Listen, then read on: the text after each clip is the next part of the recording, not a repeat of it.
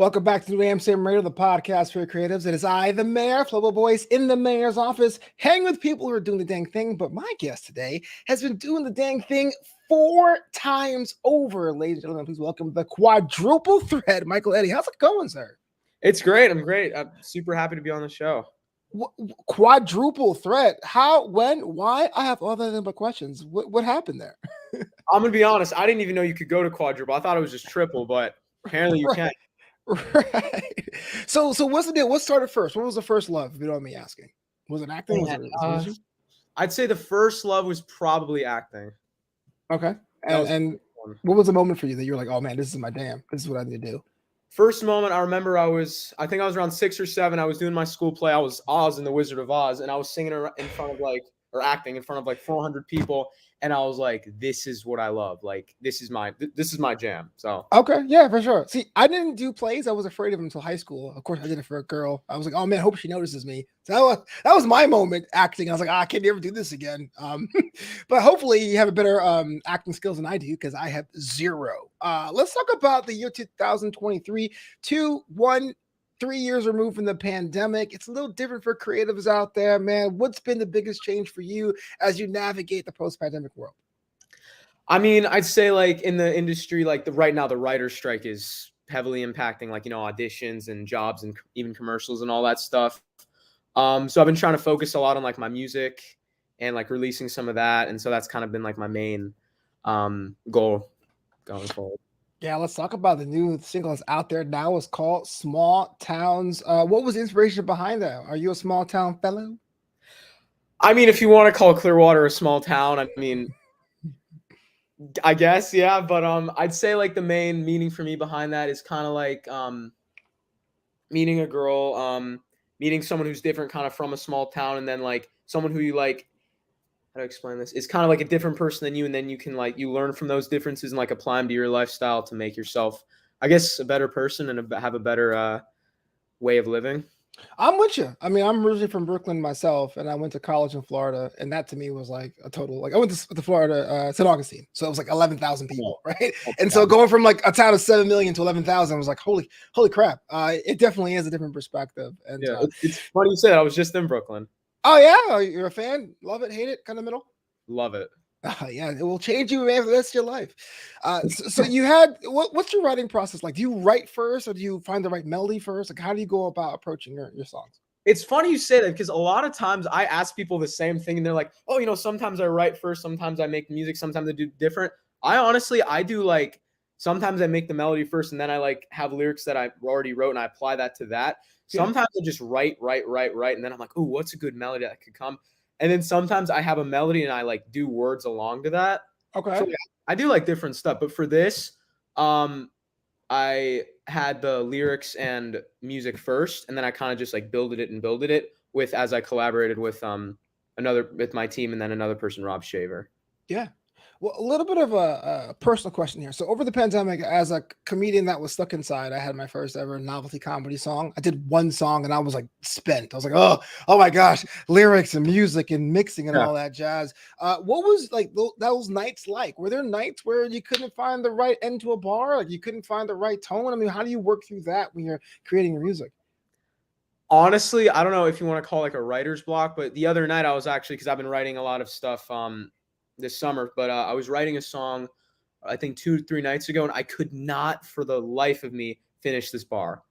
And I was it was here. I was like, this, I even looked up rhymes on. I was like, what? And then I couldn't think of anything. So I waited till the next day, and then the next morning I was like, no, actually I woke up at 6 a.m. and I thought of it. And then I was like, oh, I got to remember this. I wrote it down, went back to sleep. And then I was like, oh, that's good. So you're a person that sits with the phone or the notepad next to the bed? What is that like?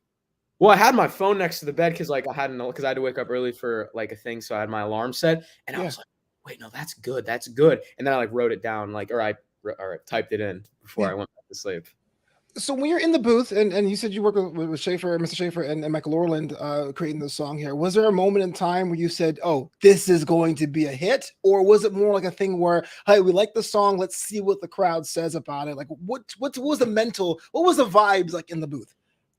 I think in the booth, as I was writing the song, I was like, I think this could be really good. And then as we just made it and built builded upon it. I think it just got better and better. And then once the music video, I saw that, then I was like, oh, this is good.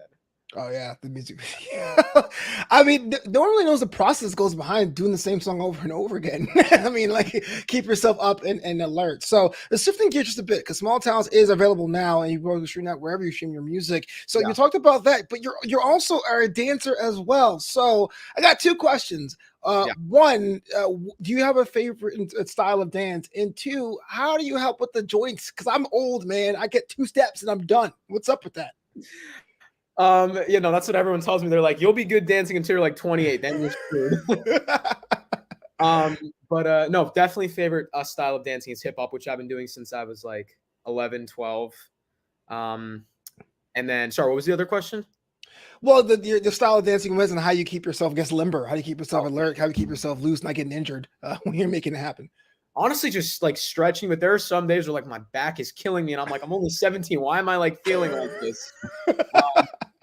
So sometimes my knees sometimes, but honestly, just stretching makes me feel a lot better. Well, that's always good to know. So one thing is as a wedding DJ, that's my day job, which is kind of ironic because I work nights and weekends, is that when I first started DJing parties and weddings in 2010 and 12, it was very easy to figure out what people liked, right? It was the songs that were on the radio. If we had Radio Disney when I was a kid, there was TRL. Now with social media, it feels like it's kind of hard to see what's a hit. Old songs come out of nowhere. Songs are being written just for TikTok. They're 30 seconds long. I mean, do you think about that kind of stuff when you're creating or any kind of content, or is it just kind of like what's true to self first do people pick up on? I mean, I feel like as I've been writing more stuff, and especially with Small Towns, I'm trying to write stuff that's like is kind of newer, like aspect of newer, like it's older, like there hasn't been something like this since maybe like the 80s or the 90s, but also like it kind of branches onto the new generation. So like the new generation would love to hear something like this, like it's different. Yeah. But I actually was just thinking about that. I was walking earlier and I was like thinking about that because I was listening to like Nas and like Snoop Dogg and stuff, and I was like, I was like, it's crazy how all these old artists are like, I like these more than some of the new artists. Right. Like, the old artists just like stick with me. It's really weird. I always wonder that because now I guess hip hop's golden era, I'm talking about the 80s and 90s, is now considered old school, which makes me feel old. But I know when I was a kid and hip hop was like Sugar Hill Gang, I was like, I can't listen to this. Like, was it weird being like, oh man, this old stuff is actually pretty dope? Is it like a timeless aspect to it? Like, what about it resonated more with you? Yeah, no, well, when I first started like dancing to hip hop, like my teacher would play me like, Travis Scott, Lil Uzi, Playboi Carti, like all those like modern day hip hop artists. And then he started playing some old school stuff like Outkast and like I said, Nas, Dr. Dre, like all that stuff. And then I was like, "Ooh, this is good." And I'm like, "Is this modern too?" Because I was still young, I didn't know. I was like, "This modern too?" And he was like, "No, this is like 90s, early 2000s." And I'm like, "I like this stuff." And he's like, "This is the old school stuff." Yeah.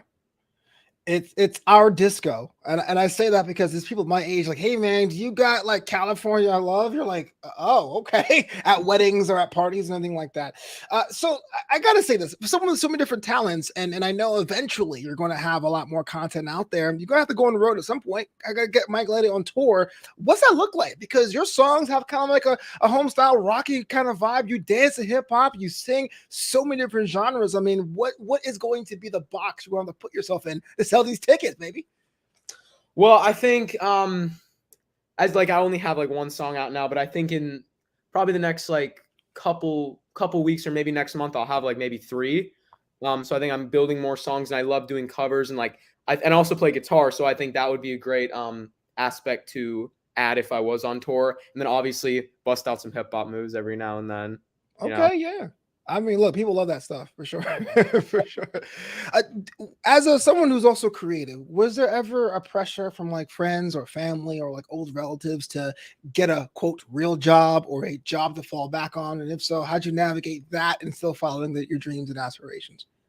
Yeah, no, there have been some people, especially like sometimes like I perform in bands and I have people come up to me and they're like, "Oh, but do you have like another job on the side?" And I'm like, "No, this is my passion. Like this is what I want to do." And whenever they say that, I just want to work harder to achieve this because this is like what I love doing.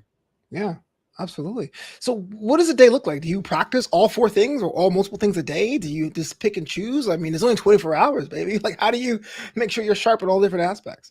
Well, like now that it's summer, it's a lot easier to, but when I was in school, I was doing homework until like 5 p.m. Then I was like, maybe I'll play a little guitar, do a little singing. But I try to keep acting. I kind of do like on a couple day to maybe like 2-3 times a week basis. So like maybe with some acting classes, maybe go over a few scripts.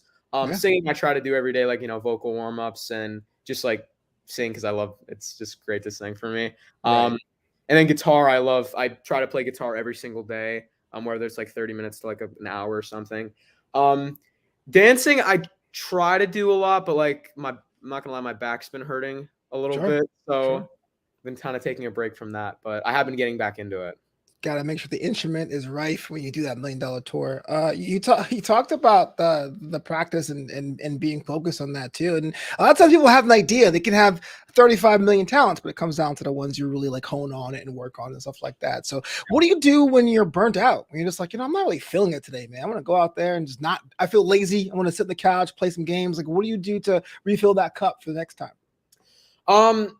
Yeah, no, I definitely have those days. I don't know. I feel like what gets me back into it is sometimes I need to take a walk, listen to some music, and that's what I do. I like to go on like for an hour walk, and then I come back and I'm like, okay, I feel like less burnt out, and then I just go back to it. Honestly. Yeah, man, that's cool. Have you come across any fans yet? Have they done anything that made you stick out and go, hey, look, I'm doing something right? If they're moving people in the crowd? Well, obviously, like my parents are huge fans, so that's one. That counts. Yeah, no, that definitely counts as too. But yeah, I've definitely come across some people that have loved my work and are like, dude, this is amazing. Like, I've loved this. And also during a senior year in high school, I was in a band. So like, I have like groupies and like fans like that. And they're like, oh my God, I love your singing. And then I even played my song live a few times with my band. And they were like, oh my God, I love this song. Like you're doing something right. I'm like, thanks. Yeah. No. Do you have to like also learn cover songs too, just to make sure if someone were to book you somewhere, just to make sure you have that repertoire, or that's all new stuff when you perform? No, I have, especially like being in a band and like loving like all this different types of music. I've learned so many covers.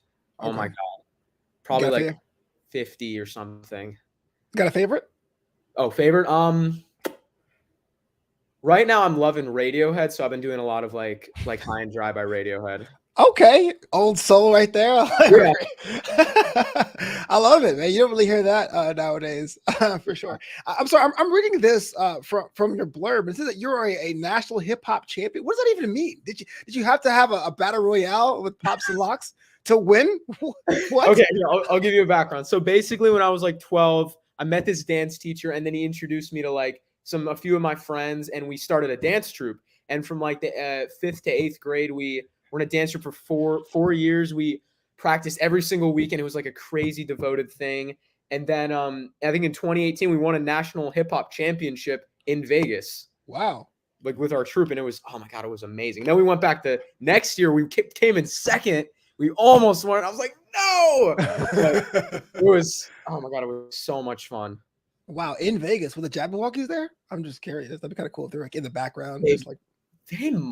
I think they were like a sponsor or something, but we were gonna go to a Jabberwocky show because they were sponsoring the thing, but then we didn't end up going. But that happens, yeah. But that'd be kind of cool though, full circle. Oh my God, that would have been amazing. I love the Jabberwockies. So on this show, we have a lot of performers here on New Amsterdam Radio, and I'm going to ask you the same question to ask them. Do you keep a bucket list of venues you like to perform in at some point in your career? Well, I had a bucket list, and like performing with like School of Rock and like my band, I've already performed at a few. So okay, Whiskey A Go Go, The Mint, Troubadour, Roxy. I want to perform at the Smell, which I think is somewhere downtown LA. Yeah, performed at like Sound Studios. So I performed at a lot of amazing venues. Wait, you're 17 years old and only play at the Whiskey? Like back in my day, it took a bad year to do that. I know, but it's wow. Favorite. I love the Whiskey. Yeah, it's a good vibe. Sticky floors, but it's a good vibe. What would you say is your favorite junk food? Favorite junk food? Gotta go with the I mean, I know it's basic, but the cheeseburger. I had this cheeseburger yesterday. It was so good. Where at? Hi-Ho cheeseburger. Okay, oh, that's good. That's a good spot. Yeah, out here in West Coast. And yeah, what do you get in plain, or are you like all the toppings and double meat, or what's up? I'm pretty much everything. I'm like not a picky eater at all, so I'm like just pile it on. If I don't like something, I'll just take it off. But like, I'm good to go. Basically. See, that means the world to me. So a couple of years ago, before the pandemic, I worked as a hospitality PA over at the Belasco downtown here in Los Angeles, and basically I got the green M&Ms. And if you would have seen how many artists wanted specifically Uncrustables and pickles, you know what I mean? They're like, oh, you guys are picky eaters, but you're like, whatever, just give me the catering. I love that. That's awesome. You can give me literally any food and I'll eat it. It could be like not even that good. I'll be like, okay, I'll eat it. Like, I don't care. I got one more for you. I know a lot of us we collect something, right? What do you collect, Mike? Like physical objects or like anything? What collect? Mostly physical, yeah, but you have digital collections that counts too. Collect. That's for me. Question. I got the Funko Pops. I got enamel pins over here. You know what I mean? I go to baseball parks, take pictures. That's kind of things I do. That's actually, you just sparked something. I'm trying to start collecting MLB balls from every stadium. Like I've been to Petco Park. I've been to Dodger Stadium. I went to I'm gonna go to Yankee Stadium when I go to New York in a little while. So wow. Yeah, so I'm trying to collect baseballs from there. Oh yeah, you'll enjoy it. So just for a little bit of a MLB backstory. So my face is actually in one of the commercials for an app called MLB Play, and I go, you can win $5.6 million, right? And so someone recognized me at Shea City Field when I went to New York last month. They're like, "Hey, you're the guy from the commercial." You're like, "Yeah, I'm still broke. You have $5, but it's kind of cool that we have a whole baseball community going on." That's so cool. There's a Facebook group called Ballpark Chasers. I would say join that group because you'll get so many tips on how to save money while you go out there and all kind of stuff. Really? I'm gonna definitely do that. Yeah, I'm there. Say hello. So Michael Eddy, thank you so much for being on the show. New Amsterdam Radio, the podcast for creatives. Now is the fun part. If someone is listening to you right now saying, I like the vibe of this dude, how they go about following you, connecting you online, buying the song, all that stuff. Well, you can find me on Spotify, Apple Music, SoundCloud, and then I'm also my Instagram at It's Michael Eddy. And then I'm also I'm gonna start doing TikToks with like TikTok dances and stuff. So, and with my song. So if you like the song, you want to try the dance, go ahead. You better teach me how to do it because I can't. I went to a wedding and I tried dancing, and my date said I had no rhythm. You know how hard that is to not have rhythm at a wedding. Michael, save me. Oh my God, I'm gonna have to give you a dance lesson, maybe. Please do it, man. I want to be I'll be your testimonial website. Like Michael Eddy changed my life. Thank you so much for being on the show. I definitely want you back because I know you're gonna blow up. I want you to be like, yo, you was here, a New Amsterdam Radio back in 2023. Wish you all the best, brother. Thank you. Thank you. So glad to be on here. Great to meet you.